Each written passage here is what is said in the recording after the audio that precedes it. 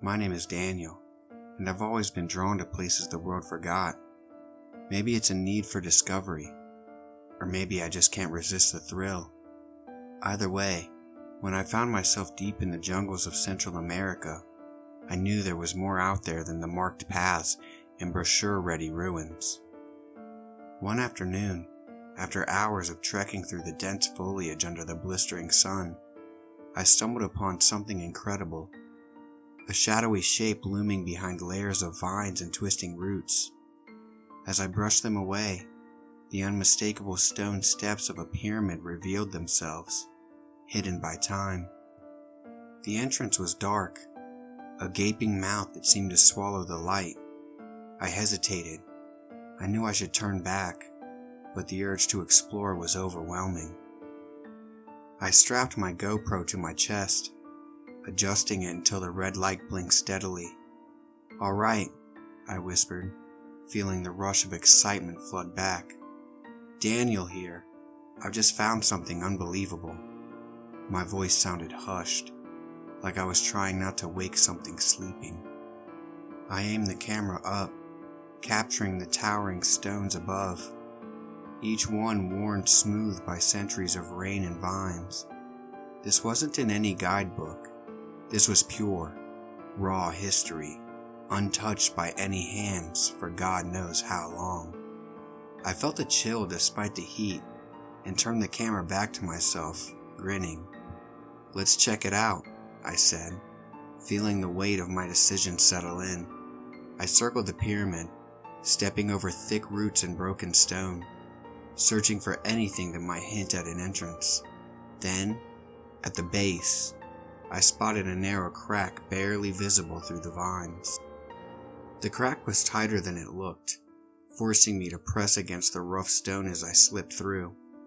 Dust clung to the air, and the only sounds were my footsteps and the faint hum of my breathing against the walls. I kept going, my GoPro capturing every shadow, every step deeper into the unknown. As I ventured further, a strange feeling began to gnaw at me. An unsettling heaviness weighed over my chest. I told myself it was just nerves. Anyone would feel this way in a place like this. Still, it was hard to ignore the prickling at the back of my neck, like 1,000 tiny eyes watching from the darkness. I froze, holding my breath, as a soft sound echoed from somewhere deeper inside. It was barely there, just a faint whisper, or maybe a distant rumble. I shook it off, convinced it was just the shifting stone, but a voice in the back of my mind warned me. Something was there. The beam of my flashlight swept across the chamber, illuminating walls covered in faded murals and intricate carvings. Colors that had once been vibrant were now muted by time, yet the artistry was unmistakable. Every inch of stone seemed to pulse with life, as if the images themselves had a heartbeat. My gaze drifted over the shapes and patterns until I found myself staring into the face of a god carved into the rock, its eyes dark hollows that seemed to follow me. The god's expression was fierce, almost wrathful, with jagged lines etched around its mouth and eyes that seemed to bore into my soul. A chill ran down my spine, and I took a step back. I tried to shake off the feeling, but a creeping dread washed over me. It was ridiculous, I thought. I'd seen ancient carvings before, but something about this one felt different, as if looking at it had somehow awakened it. It was just stone, I told myself, just an image, but I couldn't shake the sense that it was watching me. A sudden roar erupted from deep within the pyramid, cutting through the silence like a distant scream carried by the wind. I froze, heart hammering as the sound grew and then faded, leaving an unnatural stillness in its wake. The noise didn't make sense, not here, surrounded by thick jungle where the air was stifling and unmoving. There was no way for wind to blow through these ancient halls. My flashlight flickered as I aimed it toward the corridor, feeling the pulse of my own nerves in my grip. "Calm down, Daniel," I whispered, trying to steady myself. The thought of this video blowing up on YouTube was too tempting to ignore. A real-life exploration of untouched Mayan ruins. This would be gold. I forced a grin for the camera, hoping to mask the anxiety brewing beneath the surface. My heart still pounded, but the vision of views, likes, and comments gave me the push I needed to ignore that primal instinct to turn back. I took a few deep breaths, waiting to see if the roar would return. Nothing. Just silence, thick and heavy. With a final glance back, I stepped into the corridor, the beam of my flashlight cutting a narrow path through the darkness. The further I went, the more I could feel it, something unseen lingering in the air, watching, waiting. It was a strange sensation, almost like the walls themselves were alive, pressing in, closer and closer with each step. The hairs on my neck stood up, and my skin prickled with the unmistakable feeling of being followed. Every fiber of my being screamed to turn around, to get out while I still could. But the thought of that viral moment, of viewers glued to their screens, pushed me forward. Fame was close enough to taste, and I couldn't shake the feeling that this was the kind of footage that would put me on the map. The corridor stretched on, the air growing colder and heavier until I found myself at the top of a stone stairway leading deeper into the earth. My flashlight barely penetrated the darkness below, but the steps were carved wide, their edges worn smooth by time. A chill raced down my spine. I hesitated, every instinct begging me to leave, but I forced myself to take a step, and then another. As I descended, a deep guttural roar thundered from somewhere far below, shaking the stones beneath my feet. It was louder this time, more menacing, reverberating through the narrow stairwell like a warning. The walls seemed to close in around me, and for a split second, I thought I heard something beneath the roar, a whisper, faint and ancient, calling me further. The roar shattered my last shred of courage. No amount of views or fame could make me stay here any longer. I bolted up the stairs, eyes fixed on the faint outline of the corridor's exit, desperate to escape. Without thinking, I steadied myself against the wall, my fingers catching on something cold and metallic. A heavy clunk echoed through the passage, and the ground trembled as the grinding of stone against stone filled the air.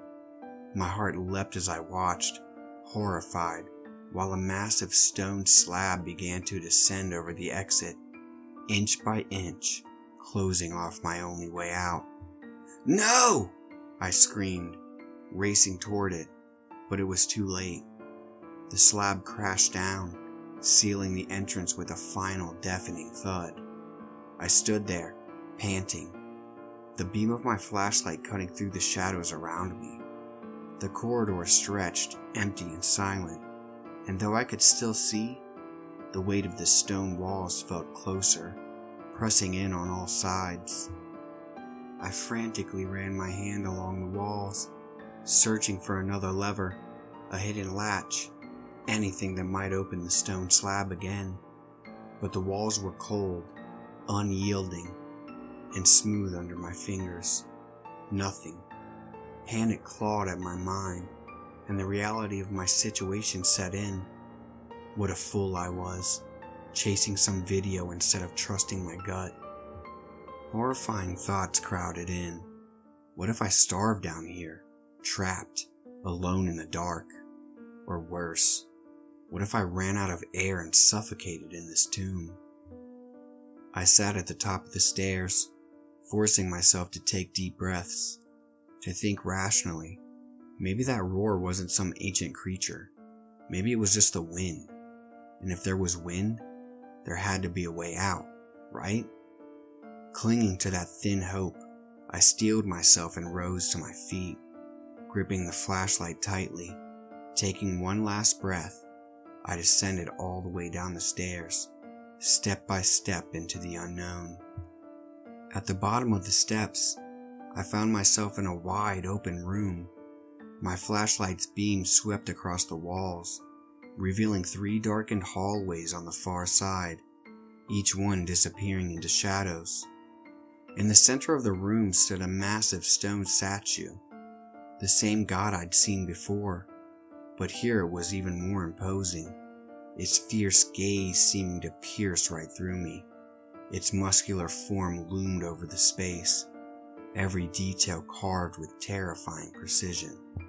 I crept around the room, the weight of the statue's gaze making me feel like an intruder, like I'd crossed some ancient line that could never be undone. Then, breaking the silence, I heard it, a low, guttural roar rumbling from the center hallway. This time, it was unmistakable, resonating through the stone like a pulse, raw and ferocious. A chill washed over me, and my mouth went dry as I realized the awful truth. This wasn't the wind. Something was down here with me. Heart pounding, I bolted toward the hallway on the right, desperate to put as much distance as possible between myself and whatever was lurking in the center path. My footsteps echoed off the stone walls as I rushed forward, clinging to a flicker of hope. Maybe, just maybe, there was an exit hidden somewhere in these tunnels. I imagined the ancient builders sealing off the entrance to keep intruders out while they escaped through some hidden path. It was a slim chance, but I couldn't afford to dismiss it. As I slowed to catch my breath, the roar came again, reverberating faintly through the stone. It was distant now, muffled by the walls, and though every nerve in my body screamed with fear, the fact that it was far off brought a small measure of comfort. I pressed on, trying to shake the feeling that something unseen was drawing me deeper, further away from any hope of escape. I stumbled into a vast chamber, and my flashlight revealed piles of gold, gems, and artifacts scattered across the floor, shimmering under the beam's glow. Intricately crafted goblets, golden statues, and jewelry of every color filled the room, heaped in dusty mounds as if abandoned by time itself. For a moment, I stood there, awestruck by the sheer beauty and wealth that surrounded me. I couldn't help but imagine what it would be like to carry even a handful of it back to the surface. But the thrill quickly faded, and a heavy dread settled in its place. None of this treasure mattered if I never made it out. The gems, the gold, they were nothing but dead weight, mocking me. My pulse quickened as reality crashed back over me.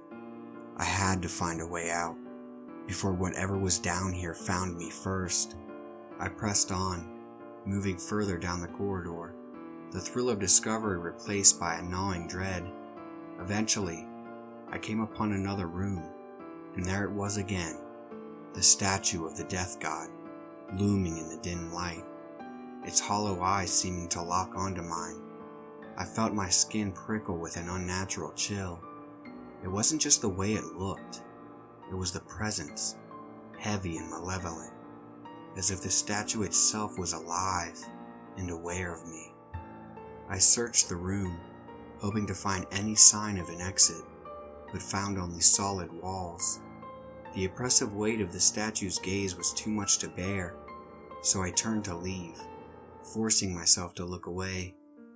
As I hurried down the corridor, my foot pressed on something, a loose stone block.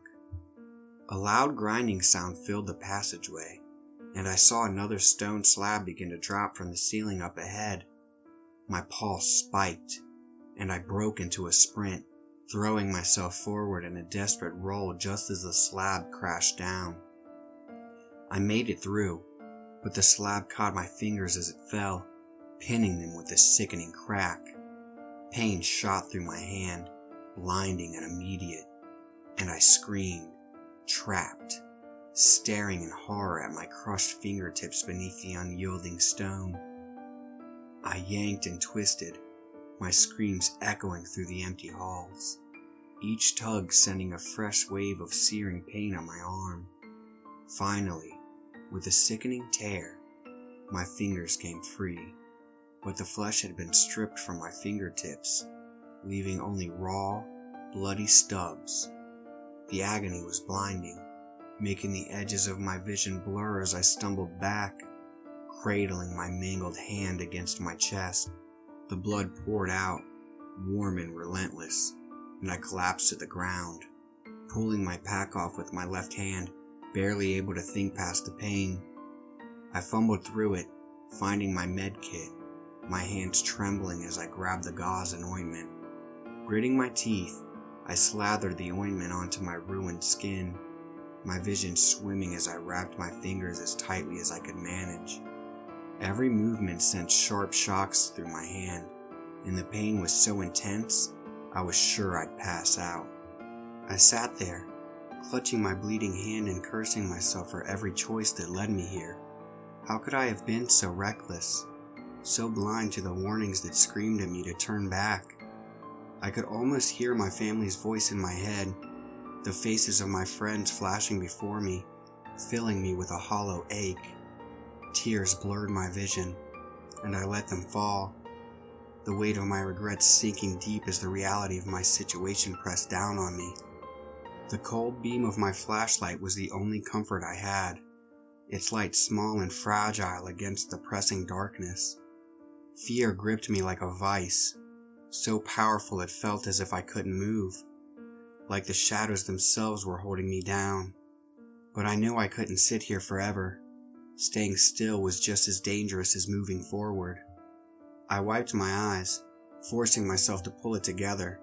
I dug into my pack and grabbed my spare flashlight, along with a fresh set of batteries, slipping them into the zippered pocket on my vest for easy access. With my hands still throbbing and wrapped in makeshift bandages, I took a deep breath and shouldered my pack once more, every movement a reminder of how weak and vulnerable I was. Slowly, I rose to my feet, steeling myself as I stepped back into the unknown, my only lifeline the faint glow of the flashlight shaking in my hand. As I reached the end of the corridor, my heart sank. I was back in the same room, standing once more before the forked paths and that towering, menacing statue. I hadn't found an escape. I had just been walking in one giant, hopeless circle. The realization crushed me, leaving me feeling hollow and lightheaded. I was trapped, forced to return to the start with no way forward except for one, the center path, the very one I'd been avoiding.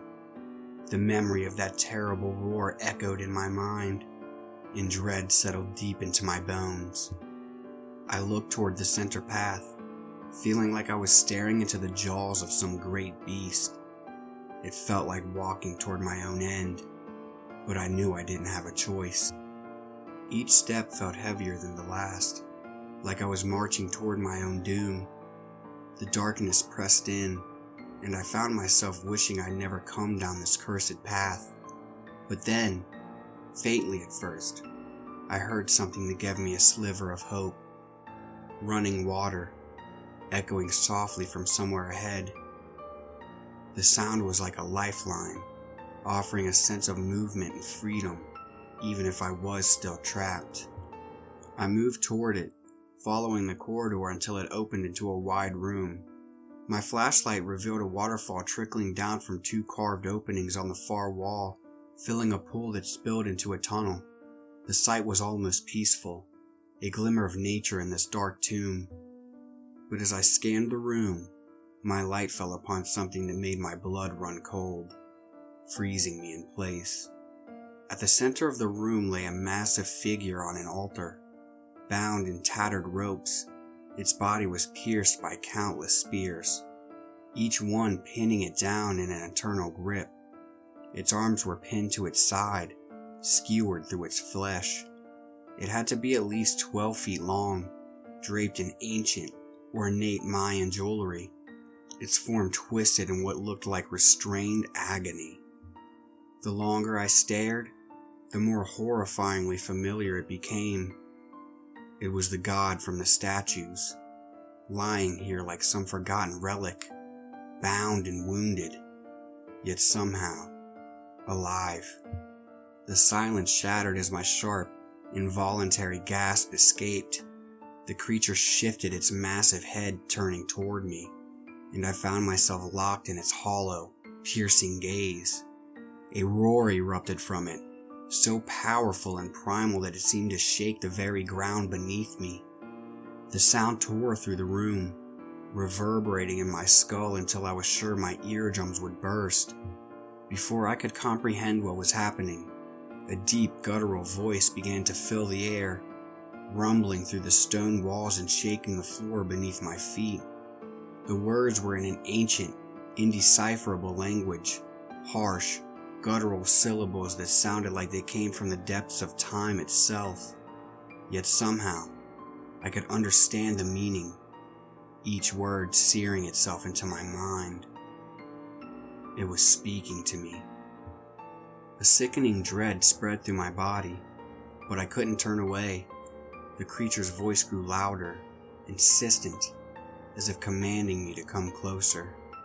My body trembled, my legs feeling leaden as I fought to stay where I was. But I could feel something strange, a pull deep within me, a pressure seizing control, tugging at my very core. My legs took a step forward, then another, my body betraying me as I inched toward the creature.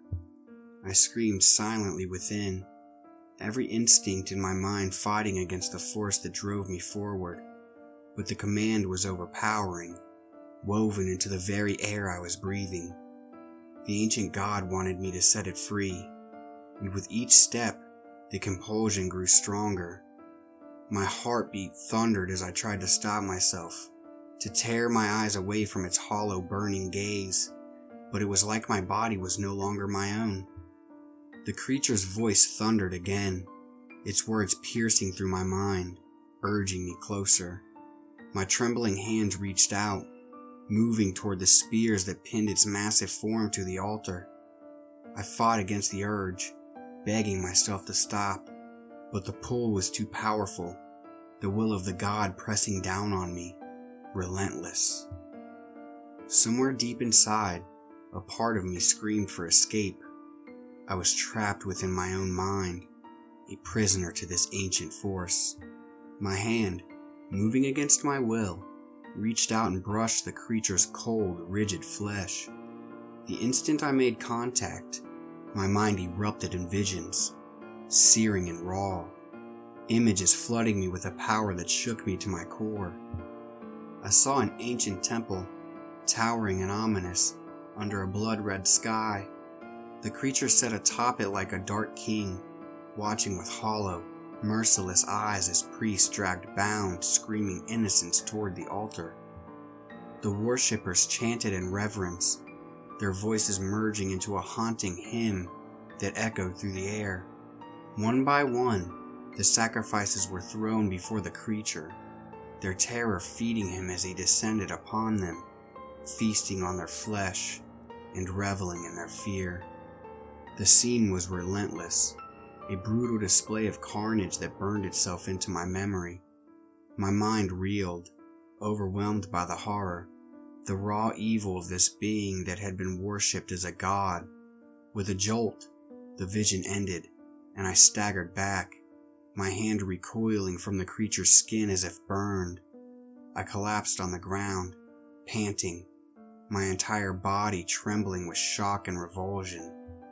My mind screamed at me to escape, to put as much distance as I could between myself and this monstrous entity. Without another thought, I scrambled to my feet and broke into a sprint, aiming for the pool. The creature roared again, a sound of fury and desperation that rattled my bones, but I didn't stop. I reached the edge, leaping forward with all my strength, plunging into the icy water. The current took hold of me, dragging me away from the creature and into the dark, narrow tunnel.